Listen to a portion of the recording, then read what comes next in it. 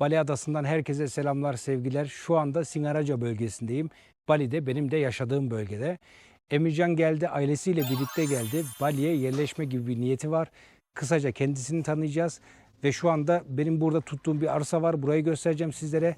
Çarşıya gideceğiz. Burada en uygun hangi markette alışveriş yapılır onu göstereceğim Emircan'a. Size de göstereceğim. Önemli bilgiler olacak. Bali'ye ister yerleşmeye ister tatile gelecek kişiler için önemli bilgiler olacak. Videonun başında kısa bir hatırlatma. Videoları beğenip paylaşmayı unutmayın lütfen. Bu şekilde daha fazla kişilere öneriliyor. Eğer yorum yapmayı da sevmiyorsan Serkan Gürer'e destek yazarak bu şekilde destek olabilirsin. Devam ediyoruz. Evet, hoş geldin öncelikle. Nasılsın ve Bali'ye nasıl gelmeye karar verdin? Kısaca kendinden bahseder misin? Türkiye'den nereden geldin? Şöyle mikrofonu sana vereyim. Teşekkürler abi, hoş bulduk. Ailemizle bir hafta oldu olmadı bir yolculuğumuz vardı yani. Türkiye'de Manisa'da, Akhisar'dan geliyoruz. Buraya gelme tercihimiz yani videolardan her yerlerden gördüğümüz üzere çok güzel, keyifli, huzurlu, stressiz bir hayat.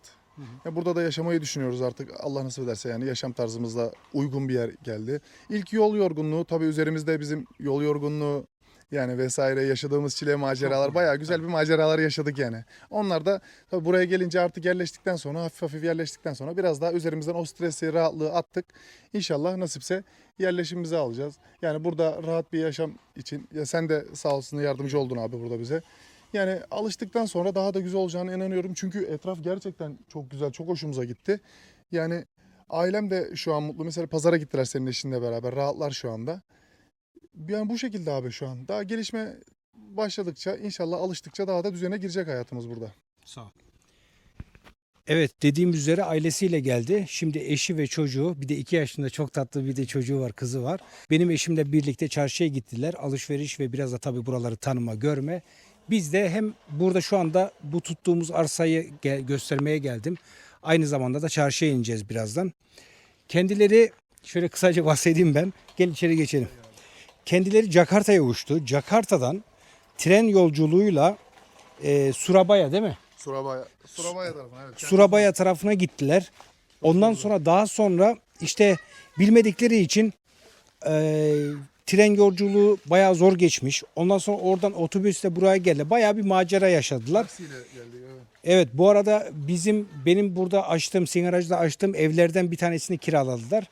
Şu anda tabii dinlendiler ve kendilerine geldi. Daha İlk yeni geldiğinde geldi. bayağı bir hani stres ama şimdi gayet iyiler. Evet, size şimdi buraları göstereyim. Bu gördüğünüz bahçe 500 metrekare. Şöyle zaten sınırı belli. Bu duvar yoktu. Burayı biz yeni yaptırdık. Şöyle göstereyim.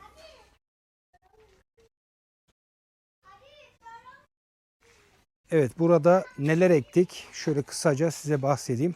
Zaten biz aldığımızda burayı şu muz ağaçları vardı. Bu muz ağaçları vardı ve buraya duryan ağacı, işte limon, biber, domates, salata bunların hepsi yapılacak. Böyle sırayla ektiler. Şunları ektiler. Şöyle ilerleyelim. Su çekildi, hortum çekildi. Bunların hiçbiri yoktu. Biz yaptık. Buraya ev yapma şeyi de var. Ne derler? Ev yapma yetkisi de var. İmara açık. Şöyle kenara bir tane bungalov evde düşünmüyor değilim açıkçası. Hem böyle hobi bahçesi gibi olur.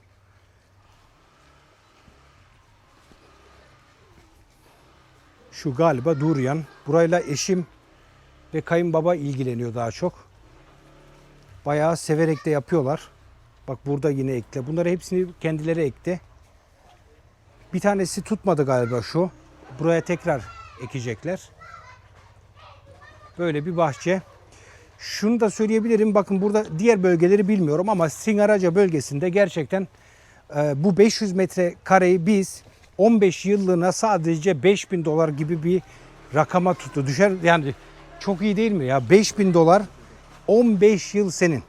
Çünkü burada 500 metrekareyi arsa bile yerine koymuyorlar. Yani 500 metrekare hiçbir şey bunlar için. Genelde 2 dönüm, 5 dönüm, 10 dönüm, 20 dönüm böyle burada çok uyguna tutabilirsiniz. Eğer böyle çiftçilik yapacaksanız işte tavuk çiftçiliği ne bileyim veya çiftçilik gerçekten çok uyguna arsalar var. Kiralıksa tabii. Ha, satın alırsan freehold başka bir olay. Ama freehold'da da artık 700 bin dolar bankaya girdi çıktı meselesi var.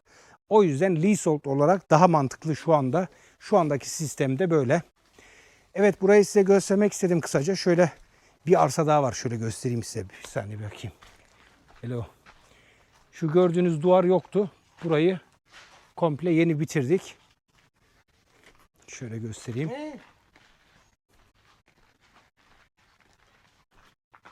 Burada bitiyor. Böyle komple 500 metre. Şu arkada çok güzel bir arsa var. Biz oraya aslında bungalov, otel yapmak için konuştuk ama adam vermiyor. Maalesef eğer olsaydı orayı çok istedik. Olmadı. Demek ki nasip değilmiş. Bir orayı göstereceğim sizlere şimdi. Evet, şu arsa. Şöyle göstereyim. Çok mükemmel bir arsa. Ama şu duvarı var ya, örmüşler. Yani bana burayı verselerdi, buraya bungalov, ben otel yapacaktım. Şu duvarı komple yıkacaktım. Şu manzaraya bakar mısınız? Oraya duvar örülür mü hiç ya? Şu manzaraya bakın. Buradan da böyle şey geçiyor. Bu yanardağ, pardon, şelale var yukarıda. Oradan geliyor bu su. Böyle bir manzarası var. Böyle duvar yapılır mı buraya? Buraya açacaktım. Tam önüne böyle bungalovları, 4 tane bungalov, arkasına havuz. Böyle çok güzel bir sistem yapacaktık. Ama olmadı. Bakalım. Güzel değil mi? Manzarası çok mükemmel. Gerçekten duvar mı yapılır yani böyle bir manzara? Değil mi ya? Bu. Böyle bir manzara. Bakın yan taraftaki adam böyle güzel bir ev yapmış.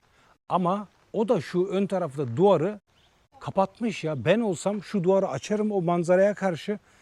Demek ki fazla alışkın belki bunlar.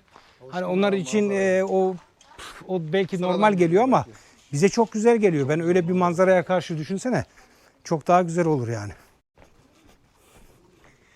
Hello.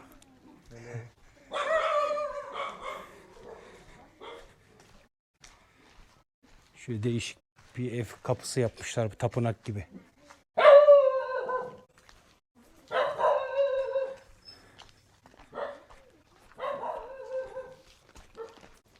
Bizim arsada hemen şu ileride sağda kalıyor.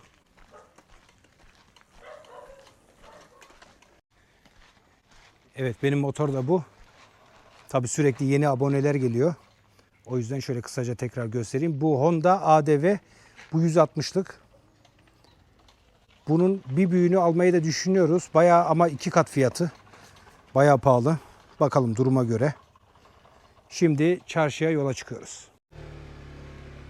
Kamerayı da açtım. Biraz etrafı izleyin. Çarşıya giderken size biraz Singaraca'yı göstereyim, nasıl bir yer. Son dönemde Türkler çok gelmeye başladı Bali'ye. Ve benim videolardan gören insanlar da Singaraca'yı da bir görmeye gelenler çok oldu. Her gelen şunu söylüyor bana. Ya biz Singaraca'ya gelmeden önce işte sen fiyatları çok uygun söylediğin için biz burayı köy gibi bir yer zannediyorduk ama geldiğimizde burası baya bir şehir. Ya kaç defa dedim ben videolarda, tabii ki burası bir şehir. Burası böyle köy değil yani. Bak şimdi göstereceğim. Hastanesi, alışveriş yerleri, pazarı, her şey var. Yani burada kesinlikle köy gibi bir yer değil. Ha, köyler var yukarılarda. Ama yani Singaraca'nın kendisi, iç tarafları öyle bir şey değil. Yani nasıl gelişmiş.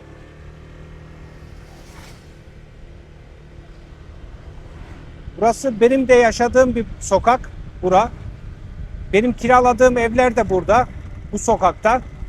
Kendi evime çok yakın. İlgilenebilmek için yakın tuttuk.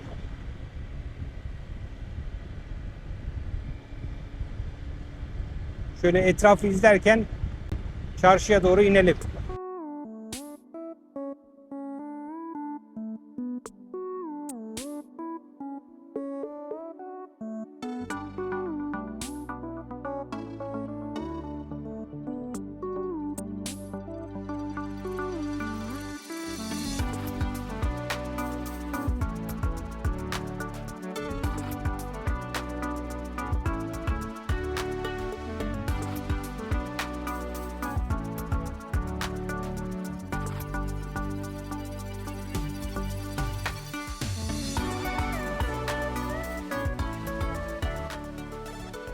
Sağ tarafta hemen Indomart var. Saat akşam 10-11'e kadar açık. Mini martlar sabaha kadar açık 24 saat. Yine bu sokakta laundry, restoran, alışveriş imkanları hepsi var. Bizim araç geçti.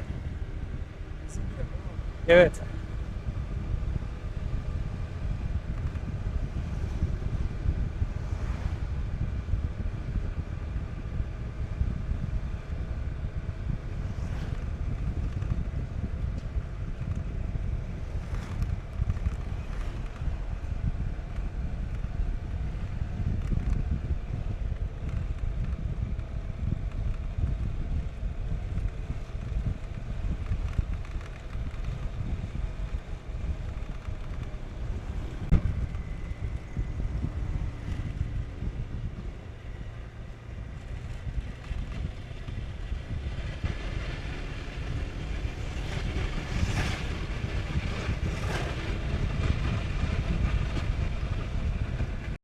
Evet, bu yol Singaraca Çarşı'ya doğru gidiyor. Yolumuzun üstünde hemen burayı da size kısaca göstermek istiyorum. Burayı eşime açtım.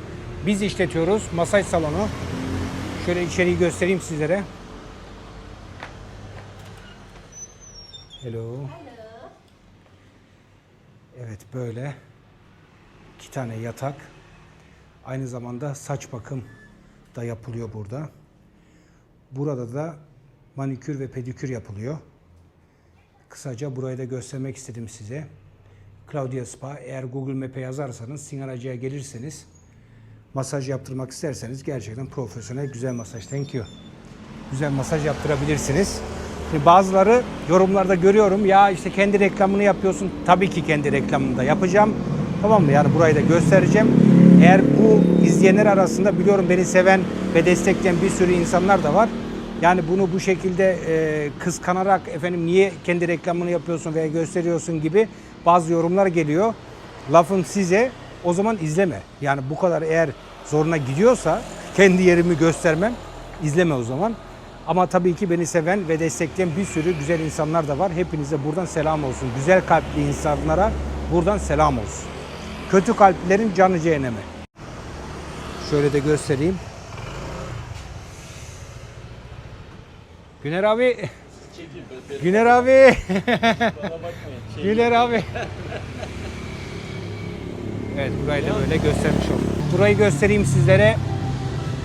Burası da benim ara sıra geldiğim spor salonu. Bu ara tembelliğim üzerimde, fazla yapamıyorum. Eskiden daha iyi spor yapıyorduk ama bu aralar fazla yapmıyorum. Burada sadece kaç para biliyor musunuz? Bakın birazdan fiyatı göstereceğim size. Belki inanmazsınız diye. Çok uygun gerçekten. Hemen yan tarafta da içeriği göstereceğim. Sporu bitirdikten sonra burada hem protein içebiliyorsunuz hem de burada yine protein ağırlıklı besinler var. Bunlardan da hazırlamışlar. Yiyebiliyorsun. Yumurta kaynatıyorlar. Her şey var. Şimdi içeriği göstereyim sizlere.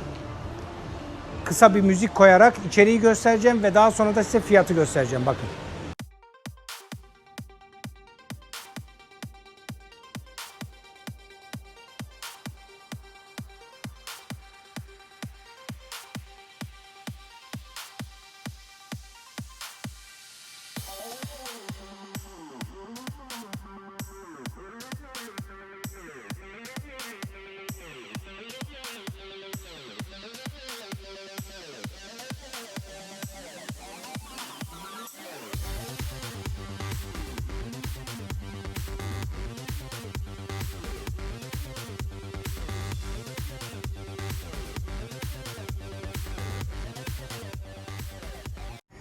Ya fiyat o kadar uygun ki belki inanmazsınız diye içeriden listeyi aldım. Bakın bir ay aldığın zaman 100 rupi, yani yaklaşık 220 TL aylık olarak burada spor yapabiliyorsunuz. Bir düşünün bak. 220 TL'ye bir de eğer şey yaparsanız, yıllık öderseniz veya 6 ay öderseniz bu 180 TL veya 150 TL'ye kadar düşüyor aylık. Çok iyi değil mi? Şimdi çarşıya doğru devam ediyoruz. Bakın Singaraca böyle köy gibi bir yer değil. Spor salonu bu, bir tane daha 5 tane var burada. Şurası askeriye. Burayı fazla çekmeye gerek yok. Şimdi ileri çarşıya doğru devam edelim. Daha henüz tam merkeze gelmedik. Şu mini martı göstereyim. Burası 24 saat açık. Bunun gibi 20 tane market vardır Singaraca'da, merkezde, çarşıda. Düşünün yani. 20 tane vardır, 24 saat açık.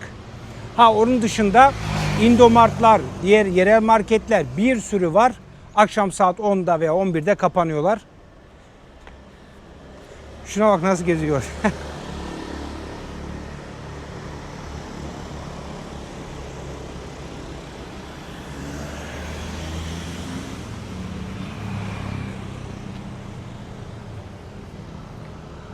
Burada da yine ayakkabı, kıyafet gibi böyle mağazalar var. Şurada böyle heykel var.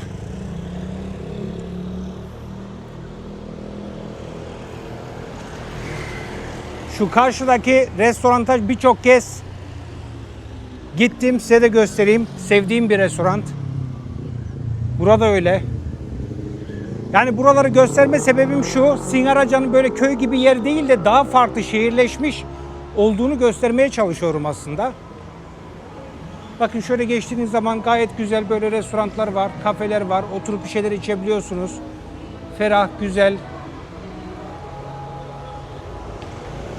Hemen karşıdaki restoranı göstereyim. Birçok kez gidiyorum oraya. Eğer gelirseniz buralara da tavsiye ederim. Gerek fiyat, gerek lezzet gerçekten çok iyi. Sınırsız 118. Bakın Singaraca Bali pahalı mı değil mi? Alın görün. Bakın 118. Yani 250 TL diyelim. 250 TL'ye sınırsız et. Aynı zamanda balık, çorba, yani aklınıza gelecek her şey burada yiyebiliyorsunuz. Bakın. Sınırsız. All you can eat diyor. Her şeyi yiyebilirsin. 118K. Yani 250 TL şu anki kurla. Ha, onun yanı sıra yine sushi'ler var, şeyler var. Müthiş. Şöyle içeri geçeyim. Şöyle içeriği de göstereyim. Bakın şunları yakıyorlar. Masana bu şekilde geliyor. Kendini yapıyorsun, yiyorsun. Etleri de buradan istediğin kadar sınırsız alıyorsun. Bak, buzdolabında koymuşlar. Göstereyim şöyle. Burada kırmızı et, balık, tavuk, her şey var. Şöyle. Bunlardan sınırsız bir şekilde alıyorsun, yiyebiliyorsun. Burası hemen et yiyebileceğiniz yer. Aynı restoran. Hemen sağ tarafında da sushi. Çok güzel sushi'ler yapıyorlar.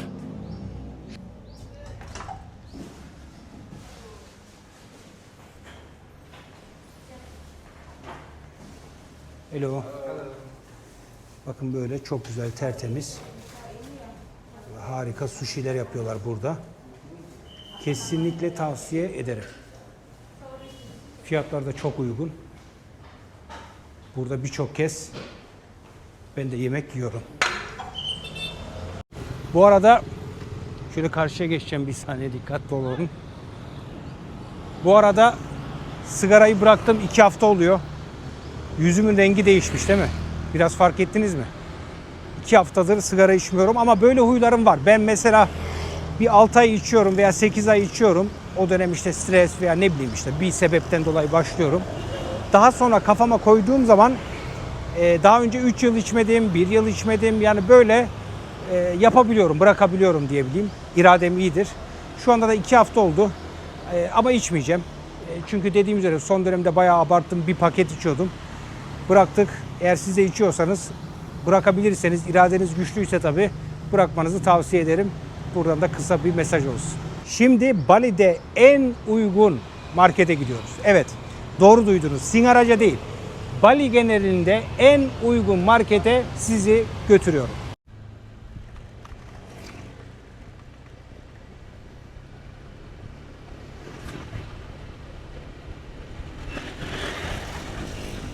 Şu anda merkeze doğru devam ediyoruz. Orada Endonezya'da, Bali'de bulunan büyük bankaların hepsi var. 2 tane büyük hastane var. Yine poliklinikler var. Yani bura her konuda gelişmiş Singaraca, öyle söyleyeyim. Postane, banka, dediğim üzere hiçbir eksik yok. Masaj, bar, her şey var. Ha, aradaki fark ne?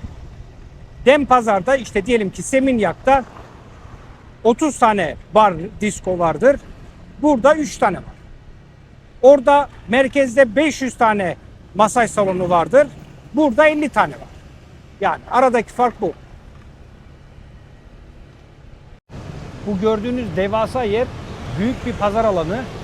Yağmur olduğu zaman içeride pazar açılıyor. Eğer yağmur olmadığı zaman güzel havalarda dışarıda açılıyor. Hemen bunun arka tarafı. Çok güzel, büyük bir pazar. Burada etten meyve, sebze her şeyi bulabiliyorsunuz. Hemen şurada da benzin istasyonu var. Benzin burada $1 ama 0.80 yani 80 sente, Amerikan sentine de benzin var. Kalite değişiyor. Benzin ucuz burada ya. Bu yani şey değil. Abartılı değil. Devam ediyoruz. Evet. Burada pazar Banjul-Sar olarak geçiyor. Çok büyük bir pazar.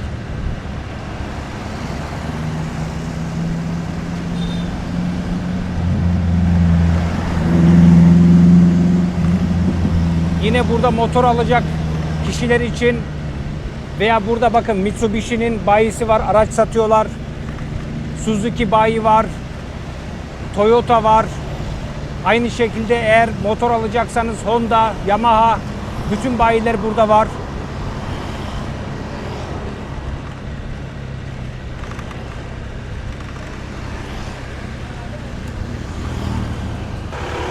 Şu gördüğünüz fırın Holland Bakery, Hollandalı bir arkadaş açmış. Bu şekilde içeride ekmek, pasta her şey satıyorlar. Gayet de güzel, şık yapılmış. Burası şu anda Singaraca'nın merkez tarafı.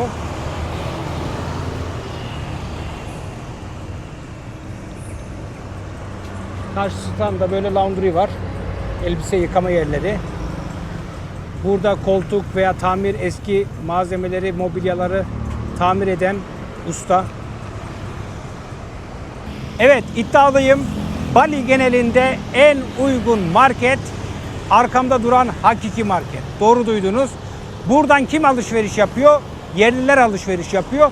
Ve hatta marketleri olan o küçük gördüğünüz marketler var ya, buralardan toptan alıp oralarda satıyorlar. Doğru duydunuz. Evet, bu toptan satıyor ve en uygun fiyata buradan alabilirsiniz. Şimdi Bali'ye son dönemde çok yerleşen var. Tabii ki bu yerleşen arkadaşlar da bilmiyor, gidiyor. Şimdi ben başka bir market var mesela burada. Oraya gittiğimizde her şey 3 katı, 4 katı. Oralara gidip video çekiyorlar. Aa, Bali çok pahalıymış, bakın gördünüz mü? İşte insanlar da inanıyor. Ya istediğinize inanabilirsiniz. Zaten ben onun peşinde değilim. Ama gerçekten söylüyorum, yanlış bilgiler çok var. Çok yanıltıcı bilgiler var.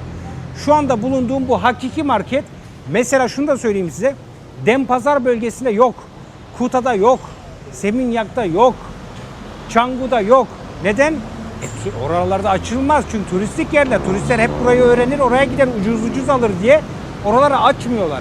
Burada var. Oradaki dükkan sahipleri buraya gelip toptan alıp oradan götürüyorlar. Buradan. Öyle bir yer burası. Burayı size söylüyorum. Hakiki Market. Tamam mı? Eğer gelirseniz Singaraca'ya bol bol buradan alışverişinizi yapın. Gerçekten çok ucuza buradan alabilirsiniz. Bakın nasıl devasa bir yer olduğunu göstereyim size. Her şeyi bulabiliyorsun. Her şey 2 katlı. Ya devasa bir yer yani. Şu gıdalar şurada. Geçelim. Bakın buraya geliyorsunuz. Ne istiyorsan, ne arıyorsan burada en uygun şekilde alabilirsin. Yine böyle kat kat bak raflar yapılmış. Bazı böyle tecrübeli turistler burayı öğrenmiş, biliyorlar. Benim gibi 6 yıldır buradayım ben. Bu soslar mesela, gidin şu markette, tamam mı? Size video çekiyorlar. Aa işte bu Türk parası olarak 100 liraya geliyor. Ya burada 20 lira.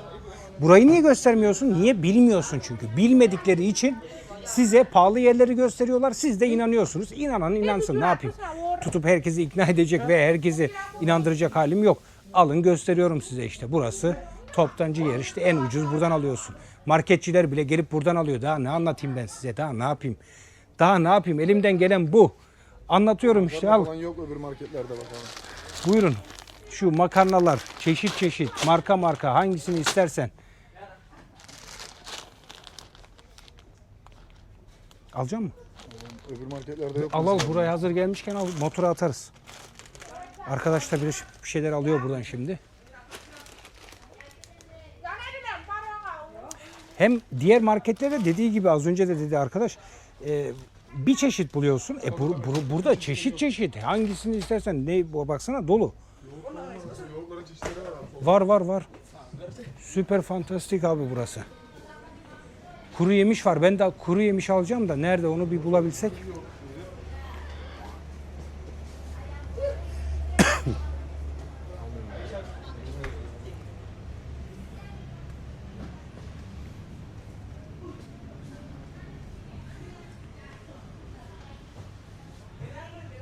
Kuru yemiş nerede ya?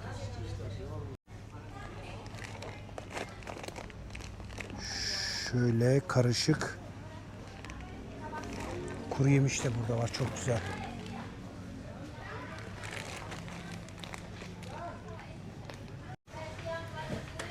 Ve çocuklara Nutella alalım. Bir de şu kuru yemişten alalım. Vakumlanmış. Şöyle alalım.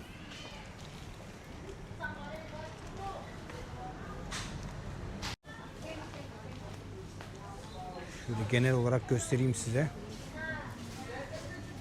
Burada gıdalar var.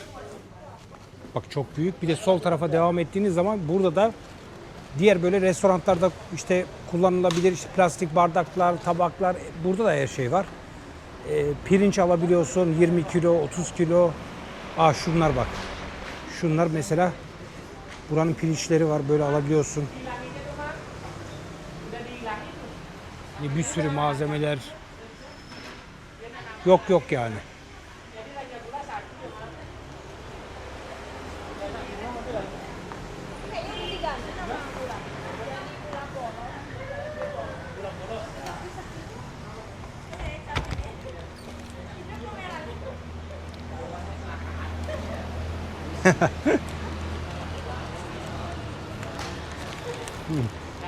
Videoya çekiyorum ya bana gülüyorlar. Şu kız gülüyor bak. Videoya çektiğim için seni videoya çekiyor diyor kıza. Böyle karanlık çıkıyor. Ya işte şu GoPro'nun bak ışıkta nasıl çekiyor görüyor musunuz? Bak kamerayı çeviriyorum bak. Işığı arkama alınca bak nasıl çıkıyor. Şu eksikliği var işte GoPro'nun. Bak GoPro bunu düzeltin bak. Evet alışverişlerimizi yaptık. Şunlar benim. O da kendine bir şeyler aldı. Motora bırakalım. Devam edelim. Bu arada şöyle göstereyim size. Burası bayağı geniş. Bakın şöyle kaldırdığınız zaman bayağı geniş. Bunlar yıkanacak. O arkadaşın çocuğunun şeyleri, oyuncakları. Bayağı geniş. Bir de şunu taktırdığınız zaman o mis gibi oluyor. Bu bendeki küçük. Bunların daha böyle büyükleri var. Bayağı bir şeyler sığıyor.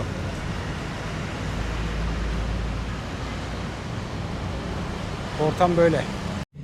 Birazdan Bali'de gidebileceğiniz en pahalı marketlerden bir tanesi Pepito Market'te göstereceğim sizlere. Fiyatları da biraz göstereceğim.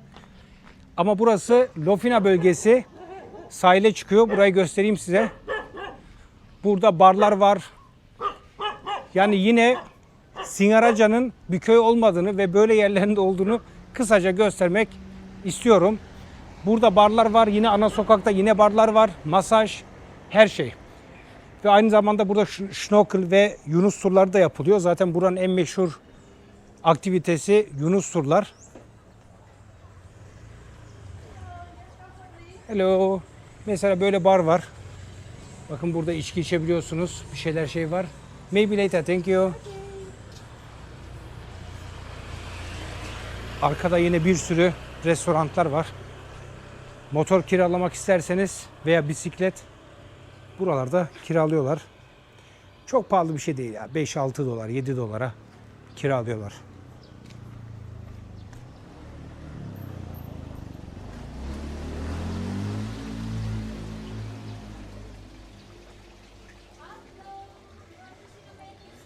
Thank you. Maybe later.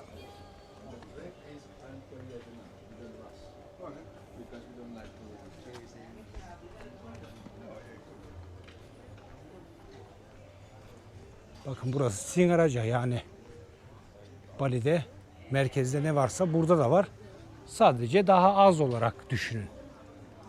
Bu şekilde yine şnorkel yapabileceğiniz bir sürü. Burada şnorkel çok meşhur bak, özellikle Singaraja'da. Thank you.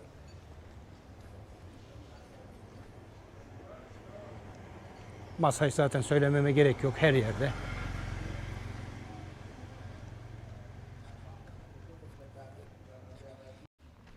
Burası yeni açıldı ha bak. Burası kapalıydı, restore ediyorlardı. Çok güzel yapmışlar ha içeriği. Her yer çiçek, ağaç.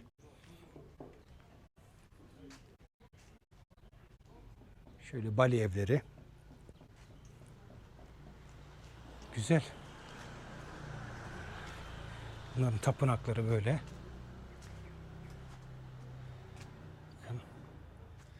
Sahile gidelim. Sahili de göstereyim sizlere. Burada da çok güzel. Hem sabah kahvaltı, kahve içebiliyorsunuz. Akşamlarda böyle bar tarzında. Alo. Bakın orada çok güzel bir bar. Very good, thank you. Maybe later, thank you. Böyle bar, restoran. Güzeldi içerisi. Burada da masaj yine. Hello. Maybe later, thank you. Şu masalar harika ya. Şunlar var ya, çok da ağır ha. Oba. Şu küçüğe baksana, şunlar çok komik olmuyor mu bunlar? Maşallah. Hello, my friend. Çok tatlı oluyorlar küçük bunlar.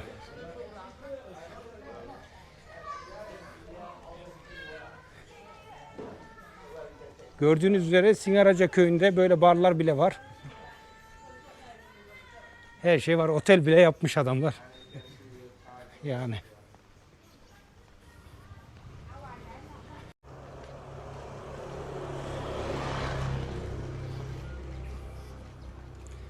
Hello. Can I look here? Yeah, yeah. Can have a look. In here, Aa, şöyle güzel. using 10% Ya. Oh, here with the pool ha? Wow, very good here. Şöyle bakın, burada havuzlu. Oturabilirsiniz. Burada bir şeyler içebilirsiniz. Güzel. What? Tiki Hut Resto. You can use our pool, you can use our Ah, very nice. restaurant, and only using 10% tax there. Aha. Eğer burada And other, most people using 15 and until 20. Hı hı. Eğer burada bir şeyler yer içerseniz burada havuzu kullanabiliyorsunuz. Gayet de büyük, güzel. Böyle dayılar bazen hay sahil tarafından motoru bırakırsanız buradan size 2 rupi falan, yani 4 lira 5 lira para alıyorlar. Bu yerliden alıyorlar. Yani turist değil, sadece yerliden alıyorlar. Verin geçin yani. Bazı videolarda şey duyuyorum ya, işte 2 vermeyin 1 verin, rezillik ya abi, 2 liranın 3 liranın hesabı mı olur be? Vallahi arkanızdan yemin ediyorum gülerler, yapmayın. Arabaya bak. Ne yapmış bunu ya? Aa. Nasıl yapmış? Ha? Boyayı çıkarmış. Farklı bir şey. Şuna bak.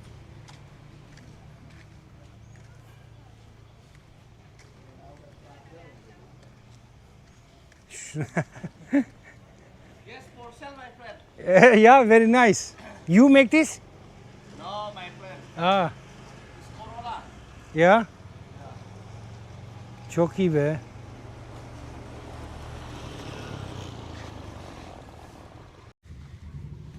Evet, Lofina sahil tarafına geldik. Bunlar hem balığa çıkıyor hem de sabah saat 5 gibi, 4.30 gibi burada Yunus turlarına gitmek isteyenleri götürüyorlar. Balığa da çıkıyorlar. Böyle tekneler.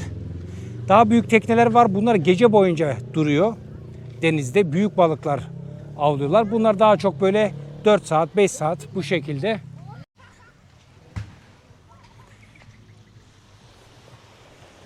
Bakın şu büyük tekne çok büyük değil de işte bunlar gece boyunca sabaha kadar duruyor. Sabah dönüyor balık tutmaktan.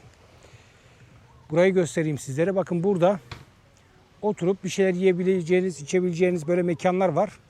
Ama Bali genelinde hiçbir yerde, Tayland'da da öyleydi, kesinlikle sahilden para almazlar. İsterseniz bakın gelin havlunuzu atın buraya, burada yatın önünde. Hiç kimse size bir şey demez. Hiç kimse bir şey demez. Hatta 5 yıldızlı otellerin git önündeki sahiline at havlunu, hiç kimse sana bir şey diyemez, demez. Onu da söyleyeyim. Evet, Singaraca'da sahilimizde böyle. Çok güzel. Şu ağaçlara bayılıyorum ya. Sahilin içerisinde, kumsalın içinde böyle ağaçlar çıkıyor. Hemen şurası da zaten deniz. Çok güzel.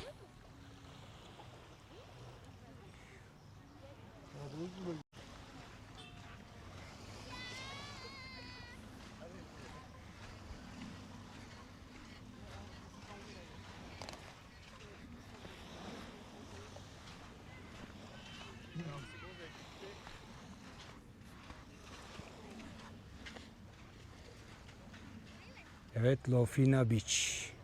Burası oluyor. Lofina bu arada yanlış anlaşılmasın, farklı bir yer değil. Burası da Singaraca'ya bağlı. Lofina küçük bir bölge. Singaraca'ya hepsi bağlı. Gün batımını izlemeye gelmek burada çok güzel oluyor. Akşamları burada vakit geçirmek. Oteller var çevresinde. Hem lüks oteller hem de uygun oteller bulabilirsiniz bu bölgede.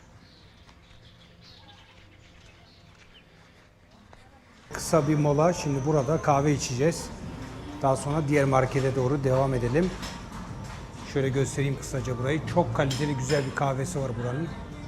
Çok güzel de bir mekan. Evet, güzel bir kahve. Biraz su. Yorulduk değil mi? Yorulduk abi. Güzel geldi. Evet, geldik. Burası Pepito Market. Bu Pepito Marketler, fiyatlar tabii ki uçuk. Ama her şey bulunabiliyor. Ama enteresan bir şey de var. Her yerin kendine göre tabii bir alıcısı var. Burada da bir sürü turistler buradan gelip alışveriş yapıyor. Ama şunu söyleyebilirim. Şunların hepsini pazardan çok daha uygun. Mesela kilosu bu işte 15 lirası. Pazarda bunu 10 TL'ye bulabilirsin. 7 TL'ye bulabilirsin. Böyle fark var. Burası gerçekten pahalı. Bakın sadece şu mesela 60, 140, 150 TL şu. Çok pahalı. Bakın şundan örnek vereceğim. Şu kaç para yazmış? 40. Yani 90 TL şu. Bunu pazarda 30 TL'ye alırsın. Aradaki fark bu. Bak. Ama burası satış yapıyor mu? Yapıyor arkadaş. Yani gelip burada turistler bak 1, 2, 3, 4, 8, 12 tane çilek. Bakar mısın? 265. Neredeyse 600 TL. Bak şaka değil ha. Şu 600 TL şu. Ama ben şimdi gelip sadece burayı gösterip size mesela çilek bahçeleri var. 20 TL'ye biz gidip alıyoruz. Şimdi ben size bunu gösterdiğim zaman bakın Bali'de böyle çok pahalı. Bali böyleymiş diyemezsiniz. Çünkü bu market böyle. Ama diğer yerlerde çok ucuza var. Yani bu biraz çok tuhaf bir durum yani, anlatabiliyor muyum? Yani gelip de burayı gösterip Bali böyleymiş gibi demek çok saçma oluyor. Al mesela 3 tane salata işte kaç para yazmış? Bunu şeyden bedavaya alırsın ona bakarsan mantar. Bak mantar 50 lira şu 20 rupi yaklaşık 50 lira yapıyor. Bunu pazardan çok rahat bir şey 30 TL'ye alırsın. Yani buradan almayacaksın o zaman. Bu kadar basit.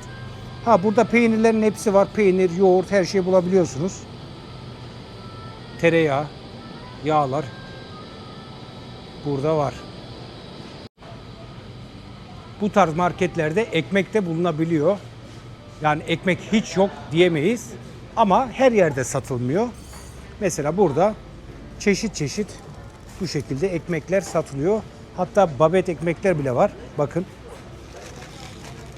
Şöyle babet ekmek alabiliyorsunuz.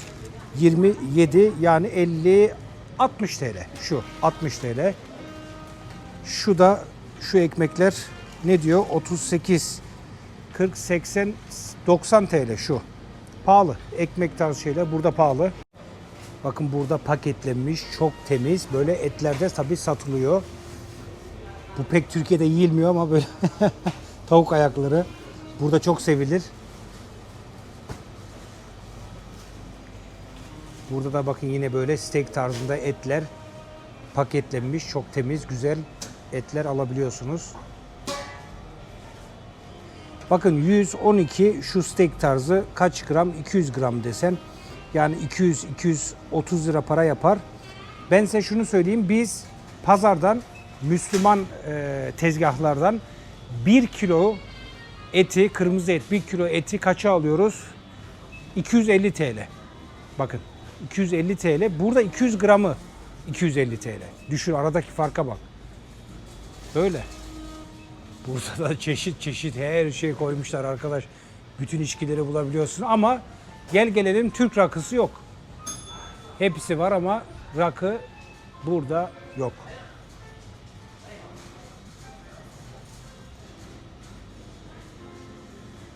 Şöyle yakın çekeyim eğer ilginizi çekiyorsa şöyle bakarsınız.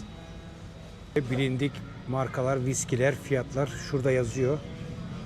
Bunu ikiye çarpın. Şunu söyleyebilirim, Endonezya'da sigara veya alkoller ucuz değil. Yani Tayland veya diğer Asya ülkelerinde daha ucuz diyebilirim. Eyvah, yağmur da başlamış. Ama duracak gibi bakalım.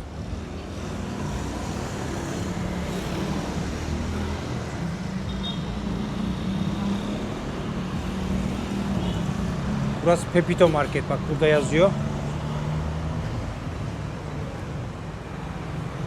Böyle Pepito Market.